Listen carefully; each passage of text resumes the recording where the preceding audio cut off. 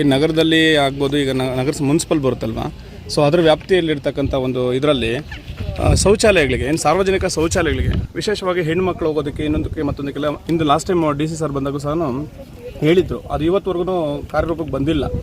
ಅದ್ರ ಬಗ್ಗೆ ಈಗ ಮೊನ್ನೆ ಸೋಮವಾರ ಇಡೀ ಜಿಲ್ಲೆಯ ಎಲ್ಲ ನಗರ ಸ್ಥಳೀಯ ಸಂಸ್ಥೆಗಳಿಗೆ ನಾವು ಮೀಟಿಂಗ್ ಮಾಡಿ ಪ್ರತಿ ನಗರದಲ್ಲಿ ಆರ್ಟಿರಿಯರಿ ರೋಡ್, ಅತ್ಯಂತ ಪ್ರಮುಖ ರಸ್ತೆ, ಡಬಲ್ ರೋಡ್ಗಳಂತ ಏನು ಕರಿತೀವಿ, ಅದು 5 ರಿಂದ 8 ಕಿಲೋಮೀಟರ್ ಇದೆ ಒಂದು ನಗರದಲ್ಲಿ. ಎರಡನೇದು ಮೇನ್ ರೋಡ್ಸ್, ಅದು 8 ರಿಂದ 10 ಕಿಲೋಮೀಟರ್ ಇದೆ. ಈ 15 ರಿಂದ 20 ಕಿಲೋಮೀಟರ್ ವ್ಯಾಪ್ತಿ ಏನಿದೆ, ಪ್ರತಿದಿನ ಕಂಪಲ್ಸರಿ ಕ್ಲೀನಿಂಗ್ ಆಗಬೇಕು, ವಿಸಿಬಲ್ ಕ್ಲೀನಿಂಗ್ ಆಗಬೇಕು, ಸಿಲ್ಟ್ಗಳು ತೆಗಿಬೇಕು, ವಿಸಿಬಲ್ ಕ್ಲೀನಿಂಗ್, ಇದು ಒಂದು ಸೂಚನೆ. ಎರಡನೇದು ಕಾರ್ಟ್ ರೋಡ್ ಅಂತ ಏನಿದೆ, ಮನೆಗಳಿಗೆ ಬಡಾವಣೆಗಳ ಒಳಗಡೆ ಇರತಕ್ಕಂಥ ರಸ್ತೆ, ಕಂಪಲ್ಸರಿ ಗ್ಯಾಂಗ್ಗಳನ್ನು ಹಾಕ್ಕೊಂಡು ಅವುಗಳನ್ನು ತಿಂಗಳಿಗೆ 2 ತಿಂಗಳಿಗೊಮ್ಮೆ ಸ್ವಚ್ಛ ಮಾಡುವಂಥದ್ದು, ಡ್ರೈನ್ಗಳನ್ನು ಪ್ಲಸ್ ವಾರಕ್ಕೆ 2 ಬಾರಿ ಅವುಗಳನ್ನ ಸ್ವಚ್ಛ ಮಾಡುವಂಥದ್ದಕ್ಕೂ ಸೂಚನೆ ಕೊಡ್ತೀವಿ. ಈ ಥರ ದೃಶ್ಯ ಸ್ವಚ್ಛತೆಗೆ ಇನ್ನು ಮುಂದೆ ಜಿಲ್ಲೆಯಲ್ಲಿ ಅತ್ಯಂತ ಹೆಚ್ಚು ಒತ್ತನ್ನು ಕೊಡ್ತಾ ಇದ್ದೀವಿ. ಖಾಲಿ ಸೈಟ್ಗಳು ಯಾರಾದರೂ ಅನಧಿಕೃತವಾಗಿ ಕಸ ಹಾಕಿದ್ರೆ, ನಿವೇಶನಗಳನ್ನು ಸ್ವಚ್ಛವಾಗಿ ಇಟ್ಕೊಳ್ಳಿಲ್ಲ ಅಂದರೆ ಅಂಥ ನಿವೇಶನಗಳಿಗೆ ಕ್ಲೀನ್ ಮಾಡೋದಕ್ಕೆ ತಗುಲುವ ವೆಚ್ಚವನ್ನು ಕೂಡ ದಂಡದ ರೂಪದಲ್ಲಿ ಹಾಕಿ ತೆರಿಗೆನಲ್ಲಿ ವಸೂಲಿ ಮಾಡೋದಕ್ಕೂ ಕೂಡ ಸೂಚನೆ ಕೊಟ್ಟಿದ್ದೀವಿ. ಅದಕ್ಕೆ ಬೇಕಾದಂಥ ಅಧಿಸೂಚನೆ ಮಾಡ್ತೀವಿ. ಸೊ ಒಂದು ದೃಶ್ಯ ಸ್ವಚ್ಛತೆ. ಎರಡನೇದು ಡ್ರೈನೇಜ್ಗಳು. ಇಡೀ ಜಿಲ್ಲೆನಲ್ಲಿ ಪ್ರತಿ ನಗರಸಭೆ ವ್ಯಾಪ್ತಿನಲ್ಲಿ ಒಂದು 100 ಕಿಲೋಮೀಟರ್ನಷ್ಟು ಡ್ರೈನೇಜ್ಗಳಿದ್ದಾವೆ ಎರಡೂ ಕಡೆ ಸೇರಿ.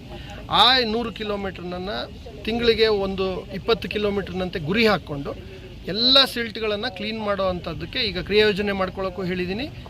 ಈಗ ಇರ್ತಕ್ಕಂಥ ಪಿಕೆಗಳಲ್ಲಿ ಪೌರಕಾರ್ಮಿಕರನ್ನು ಬಳಸ್ಕೊಂಡು ಕೂಡ ಎಷ್ಟಾಗುತ್ತೋ ಅಷ್ಟೊಂದು ಮಾಡೋಕ್ಕೆ ಹೇಳಿದ್ವಿ. ಈ ಕೆಲಸನೂ ಕೂಡ ಪ್ಯಾರಲಲ್ಲಾಗಿ ಮಾಡ್ತೀವಿ.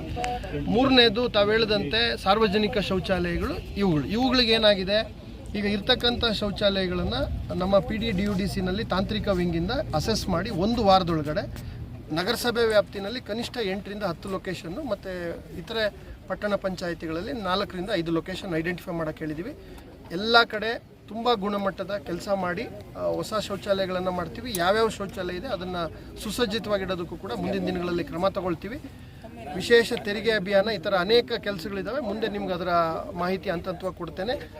ಇನ್ನೊಂದು ವಾರದಲ್ಲಿ ಅತ್ಯಂತ ಪ್ರಮುಖ ಅನೌನ್ಸ್ಮೆಂಟ್ ಏನಂದರೆ ಈ ಸ್ವತ್ತು ಅಭಿಯಾನ ಸ್ಟಾರ್ಟ್ ಮಾಡ್ತಾ ಇದ್ದೀವಿ. ಇಡೀ ಪ್ರತಿ ನಗರಸಭೆಯಲ್ಲಿ 8 ರಿಂದ 10 ಸಾವಿರ ಏನು ಬಾಕಿ ಇದೆ ಈ ಸ್ವತ್ತು ಆಗಲಿಕ್ಕೆ, ಅದನ್ನು ಈಗ ಸರ್ಕಾರ ಭಾಳ ಸರಳೀಕರಣ ಮಾಡಿರೋದ್ರಿಂದ ಎ ಖಾತೆ ಬಿ ಖಾತೆ, ಆ ಅಭಿಯಾನ ಕೂಡ ಪ್ರತಿ ಏಕಕಾಲಕ್ಕೆ ಇಡೀ ಜಿಲ್ಲೆನಲ್ಲಿ ಪ್ರಾರಂಭ ಮಾಡ್ತಾ ಇದ್ದೀವಿ.